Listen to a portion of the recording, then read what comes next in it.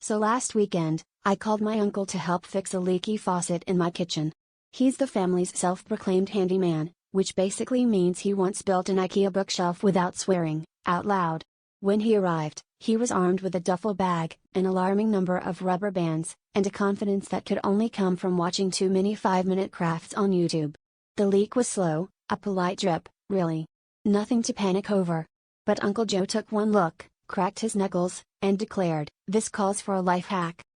By life hack, he apparently meant jamming a banana peel into the faucet and taping it up with duct tape.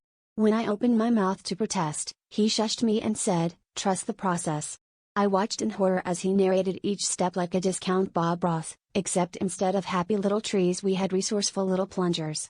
Things escalated quickly. He tried to use a plastic fork to redirect the flow, and at one point, he asked me if I had any silly putty. I didn't, but he settled for some Play-Doh from my childhood art supplies, insisting, "It's basically plumber's putty, but with more personality." By hour 2, the kitchen floor was underwater. My cat was floating past on a cutting board like a tiny Venetian gondolier. Uncle Joe, undeterred, was on his phone searching for DIY water removal hacks and muttering about how the ancient Egyptians probably had to deal with this, too.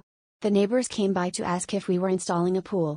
I started getting mail addressed to the Delta of apartment 4B. I even caught a couple of ducks eyeing the new waterfront property from outside the window.